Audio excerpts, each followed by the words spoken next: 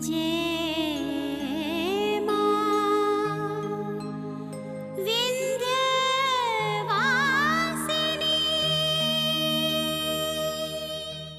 अरे गुंजन, तुम यहाँ क्या बात है? अरे हाथ क्यों जोड़ रही हो? हैं? तुम्हारी जगह तो हमारे पास है, आओ बैठो। आखिर तुम हमारी होने वाली साली जो हो। सूरज भान जी प्लीज, आप मेरी गौरी दीदी को अकेला छोड़ दीजिए, उन्हें और परेशान मत करिए, प्लीज उन्हें माफ कर दीजिए। माफ कर दीजिए? अरे गौरी ने क्या है जो उसे माफ कर दे हम? ठीक बात है गुंजन, तुम्हारे में और गौरी में कोई ज्यादा फर्क नहीं है। वो 20 की है तो तुम 19 की। साली जीजा को प्यारी है, वो गोरी हो या काली। लेकिन तुम तो गोरी हो गुंजन। एक बात कहनी पड़ेगी, मोहन श्रीवास्तव की दोनों बेटियां हैं बड़ी खूबसूरत। वैसे तुम काफी समझदार हो, तो फिर क्यों नहीं समझाती अपनी बड़ी बहन को? हैं? वैसे साली भी तो आधी घर वाली होती है ना? होती है ना? प्लीज ऐसा मत करिए, हम आपके घर की बहू हैं। हाँ, नैना दीदी के कहने पर हमने विक्रम से मंदिर में शादी की, पर वो दोनों आपसे ये बात बताने में डर रहे हैं। पर आप प्लीज हमारी बात मान लीजिए, हमें और परेशान मत करिए। प्लीज हमारे घर की चाबी हमें लौटा दीजिए।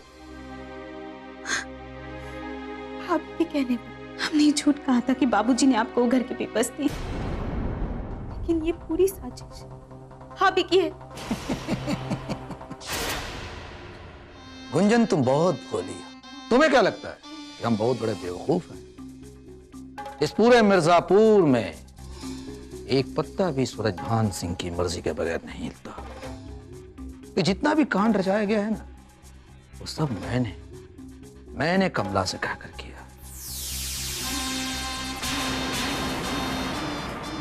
क्योंकि मुझे गौरी हर कीमत पे चाहिए थी।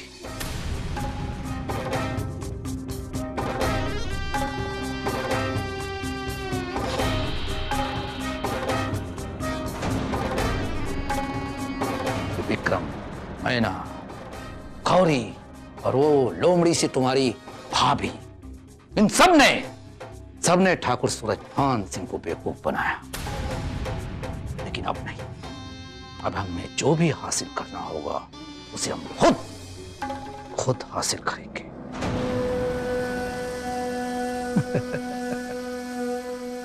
और हाँ, जब तुम हमारे दरवाजे पर आ ही गई हो तो फिर हम तुम्हें निराश नहीं करेंगे।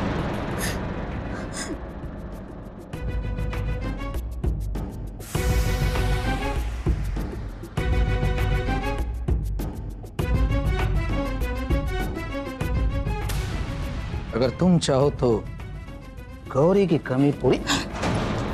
ऐसा करने की सोचिएगा भी मत सूरज भान जी।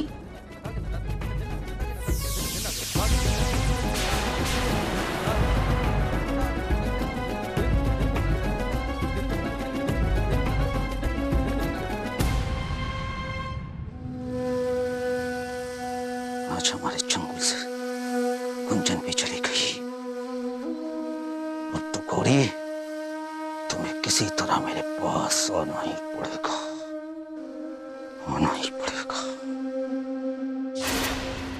तुमने हमें और हमारे परिवार को रहने के लिए छत दी, जिसके लिए हम जितनी बार भी शुक्रिया अदा करें वो कम है। गौरी, इसमें एहसान वाली क्या बात है? तुम हमारी बेस्ट फ्रेंड हो और ये सब करना तो हमारा फर्ज था।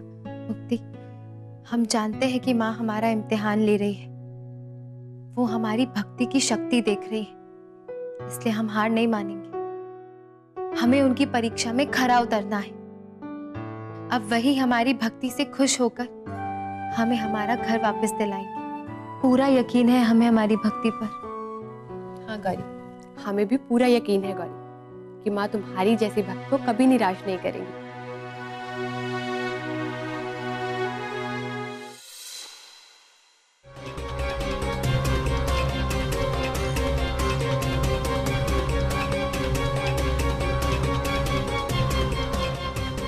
संगम, बात हुई तुम्हारी कमिश्नर से?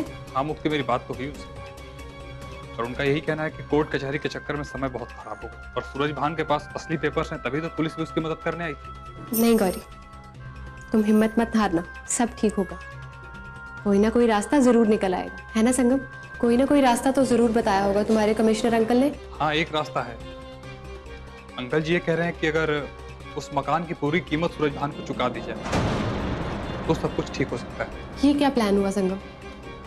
गौरी अपना खुद का घर क्यों खरीदेगी? मान लो अगर वो सोच भी रही है ऐसा, तो कहां से आएंगे 35 लाख रुपए?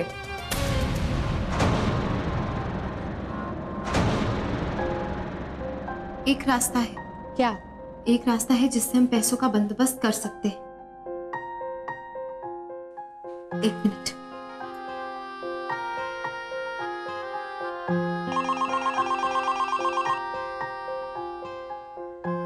हेलो। हेलो, हम गौरी श्रीवास्तव बोल रहे हैं। अच्छा गौरी जी, कैसी हैं आप? नमस्ते। क्या हम रहेजा जी से बात कर सकते हैं? जी राजा साहब तो नहीं है। जी, वो हमसे गाना गवाना चाहते थे एक एल्बम के लिए।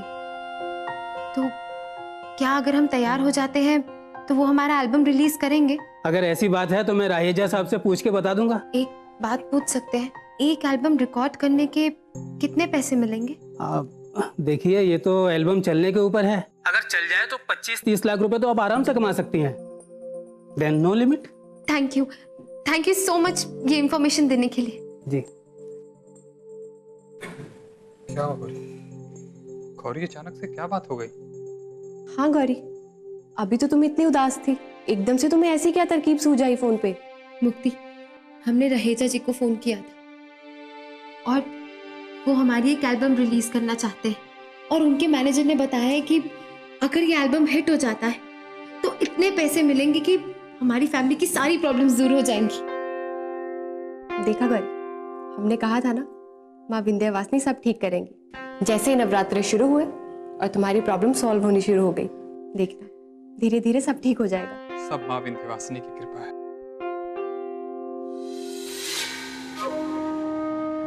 कुछ ना कुछ तमाशा तो करना ही पड़ेगा, नहीं तो ये गौरी ना सूरज भान के सामने घुटने टेकने से रही। क्या करें?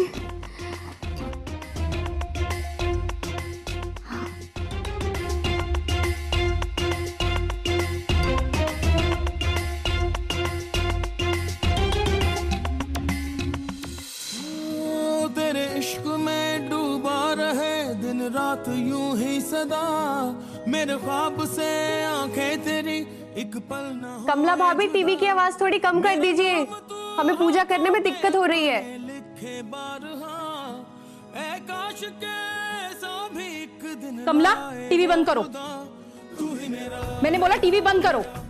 तू ही मेरा मेरा मेरा, तू ही मेरा मेरा मेरा। टीवी क्यों बंद कर दिया? अरे हम खाली बैठकर क्या करेंगे?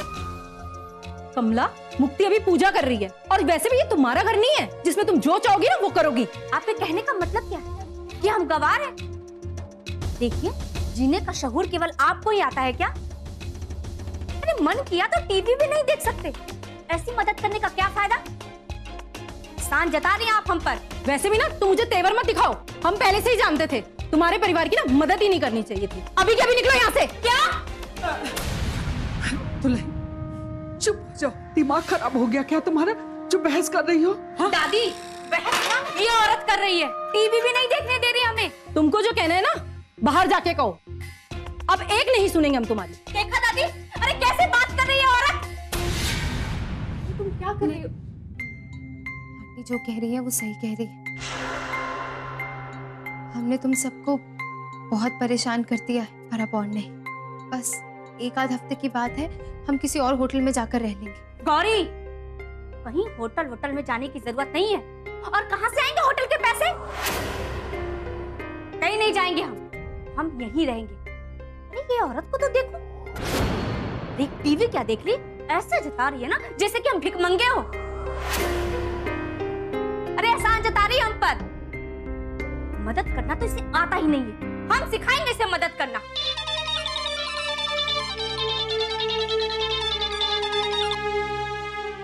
हेलो गौरी जी, मैं राहिजा साहब का मैनेजर। हाँ, मेरी राहिजा साहब से अभी बात हुई। तो उन्होंने कहा है कि आप और शिवजी दोनों एक साथ गाने के लिए तैयार हैं, तो वही वो एल्बम बनाने के लिए इंटरेस्टेड हैं, वरना नहीं।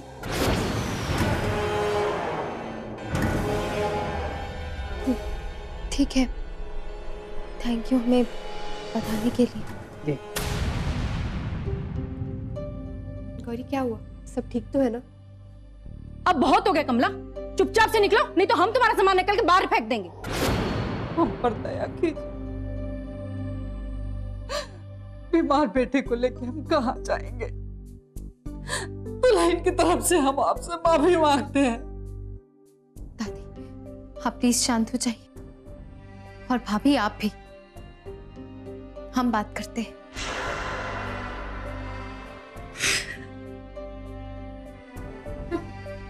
जी आप जैसा चाहेंगी वैसा ही होगा। अब हम आपको और तकलीफ नहीं देंगे, पहले से बहुत दे दी, बस हमें एक रात की मोहलत और दे दीजिए। हम कल सुबह होते ही यहाँ से निकल जाएंगे, सिर्फ एक रात के लिए यहाँ रुकने दीजिए। आपका ये आभार कभी नहीं भूलेंगे।